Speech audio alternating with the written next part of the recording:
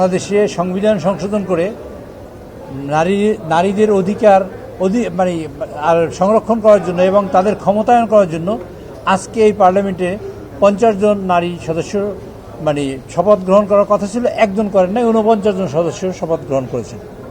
আর একজন যিনি করেন নাই তিনি সময় মতো কাগজপত্র জমা দিতে না পারার কারণে তাকে কোর্টে যেতে হয়েছে এবং কোর্ট তার পক্ষে রায় দিয়েছে, কিন্তু গেজেট হইতে দেরি হওয়ার কারণে তিনি আজকে শপথ নিতে পারেন নাই, অথবা কাল পরশু শপথ নেবেন।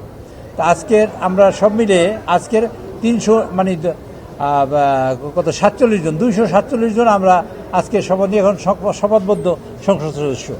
ইনশাআল্লাহ আমরা প্রত্যাশা করি এই নারীরা ক্ষমতায়িত হবেন এবং তারা যে কন্ট্রিবিউশন করবেন সেই কন্ট্রিবিউশন দিয়ে বাংলাদেশ আরও সামনে এগিয়ে যাবে। মাননীয় প্রধানমন্ত্রী জনাব তারেক রহমান সাহেবের নেতৃত্বে যে অবিচল আস্থা তারা রেখেছেন, অনেকেই আমাদের যারা দলীয় সংসদ সদস্য আছে তাদের মাধ্যমে সমগ্র বাংলাদেশের নারীদের ক্ষমতায়ন করার জন্য আমরা যে কাজ করছি সেই কাজকে তারা আরও বেগবান করবে। আমরা ইতিমধ্যেই ফ্যামিলি কার্ড দিয়েছি, আপনারা জানেন। নারীকে ক্ষমতায়িত করা এবং অভাব দূর করা, স্বাবলম্বী করার প্রত্যয় হিসেবে এই কাজ করা শুরু করেছেন। তা নারীরা এখানে আসার কারণে সেই কাজটা আরও সুদৃঢ় হবে এবং আরও শক্তিশালী হবে। এখনও সময় নির্ধারণ করা হয় নাই।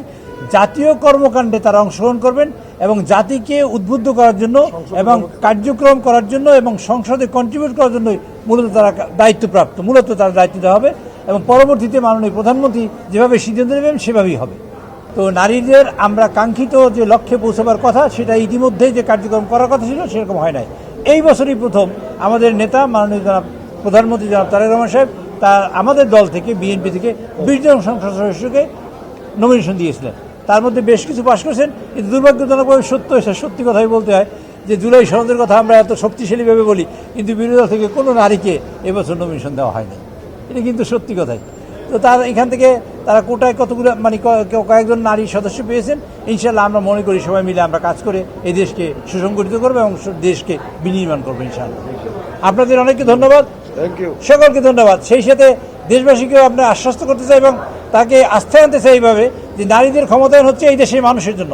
তারেক রহমানের প্রোগ্রামটাই হলো এই দেশের নারী সেই অর্ধেক নারীকে সামনে নিয়ে আসা এবং তাদের স্বাবলম্বী করা এবং তাদের ক্ষমতায়িত করা, তার উদ্যোগ হিসেবে আজকের এই কাজ। ইনশাআল্লাহ আপনারা সবাই দোয়া করবেন। আসসালামু আলাইকুম রহমতুল্লাহ।